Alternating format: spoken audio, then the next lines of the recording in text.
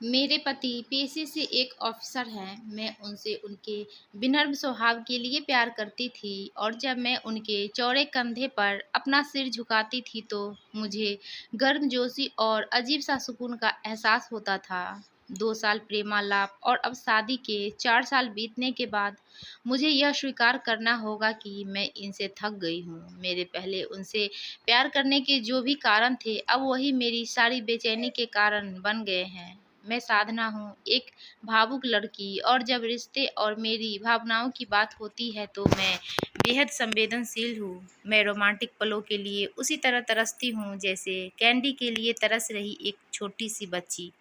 मेरे पति मेरे से बिल्कुल विपरीत हैं। उनकी संवेदनशीलता की कमी और हमारी शादी में रोमांटिक पलों लाने में उनकी असमर्थता ने मुझे प्यार के विषय में निराश कर दिया है। एक दिन मैंने आखिरकार उसे अपने मन की बात बताने का फैसला किया कि मुझे तलाक चाहिए और मैंने हिम्मत करके उसे बताया।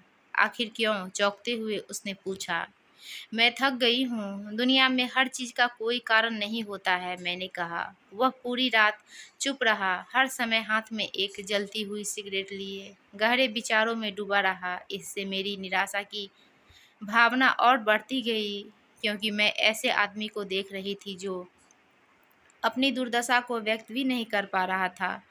भला मैं उससे और क्या उम्मीद कर सकती थी? और अंत में उसने मुझसे पूछा, मैं तुम्हारा मन बदलने के लिए क्या कर सकता हूँ? किसी ने सच ही कहा है कि किसी के व्यक्तित्व को बदलना मुश्किल है। मुझे लगता है मेरा उस पर से विश्वास उठना शुरू हो गया है। उसकी आंखों में गहराई से देखते हुए मैंने धीरे से उत्तर दिया, मैं तुम्हें एक सवाल पूछती हूँ। अगर तुम्हारा जवाब मेरे दिल को मना सके तो मैं अपना विचार बदल दूंगी। मान लो मुझे एक पहाड़ की चट्टान पर खिला एक फूल चाहिए और हम दोनों को ये बात पता हो कि उस फूल को तोड़ने से तुम्हारी मृत्यु हो जाएगी। क्या तुम मेरे लिए ऐसा करोगे? उसने कहा, मैं कल तुम्हें इसका जवाब दूंगा। उसकी प्रतिक्रिया सुनकर ही मेरी उम्मीदें धराशायी हो गई। मैं अगली सुबह उठी तो पाया कि वह चला गया था और सामने के दरवाजे के पास खाने की मेज पर दूध के गिलास के नीचे उसकी खुरदुरी लिखावट में एक कागज का टुकड़ा पड़ा था जो पढ़े जाने पर ये बातें बयां करता था। प्रिय, मैं तुम्हारे लिए वह फूल नहीं तोड़ूंगा, लेकिन अगर तुम चाहो तो मैं तुम्हें इसके पीछे का कारण जरूर बताना चाहूँगा। यह पहली पंक्ति पढ़ते ही मेरे दिल के हजारों टुकड़े हो गए। फिर भी मैंने पढ़ना जारी रखा। जब तुम कंप्यूटर का इस्तेमाल करती हो तो तुम हमेशा सॉफ्टवेयर प्रोग्राम को खराब कर देती हो। अंत में तुम स्क्रीन के सामने बैठकर रोती हो। मुझे अपनी उंगलियों को जिंदा रखना पड़ेगा ताकि मैं प्रोग्राम को पुनः स्थापित करके तुम्हें कीमती आंसू बहने से रोक सकूं। तुम हमेशा घर की चाबियां गुमा देती हो, इसलिए मुझे दरवाज़ा खोलने के लिए अपने पैरों को जिंदा रखना पड़ेगा ताकि दरवाज़ा तोड़कर तुम्हें घर के अंदर ले जा सकूं। तुम यात्रा करना पसंद करती हो लेकिन हमेशा एक नई जगह में अपना रास्ता भूल जाती हो। मुझे तुम्हें रास्ता दिखाने के लिए अपनी आंखें जिंदा रखनी पड़ेगी। तुम्हें हमेशा ऐंठन होती है, मुझे अपनी हथेलियों को जिंदा रखना है ताकि मैं तुम्हारी ऐंठन को शांत कर सकूं।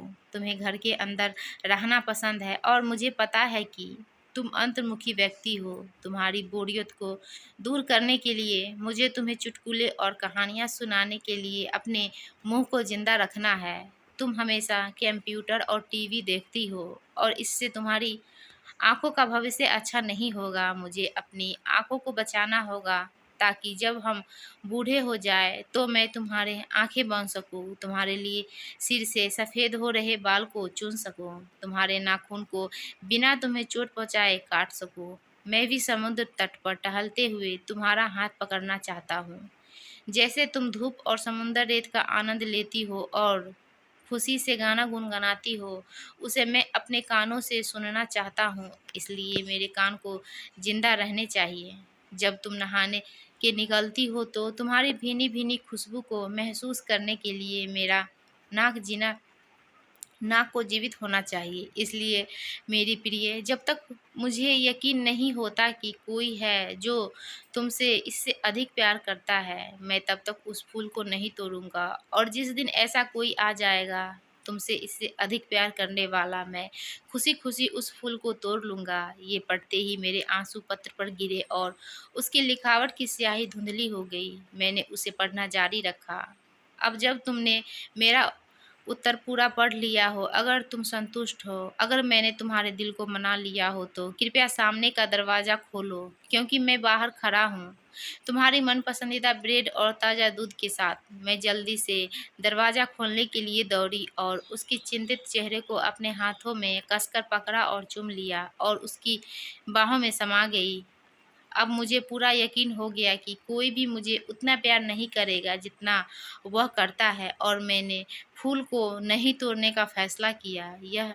यही जीवन है और प्रेम है। जब कोई प्यार से घिरा होता है तो उत्तेजना की भावना दूर हो जाती है और वह उस सच्चे प्यार को नज़रअंदाज कर देता है जो शांति और निरस्ता के बीच में प्रकट होता है। प्यार सभी रूपों में प्रकट होता है, यहाँ तक कि बहुत छोटे से सूक्ष्म रूपों में भी। इसका कभी यह सबसे नीरस और उबाऊ रूप में भी हो सकता है। फूल और रोमांस प्यार का हिस्सा हो सकता है, पर प्यार नहीं।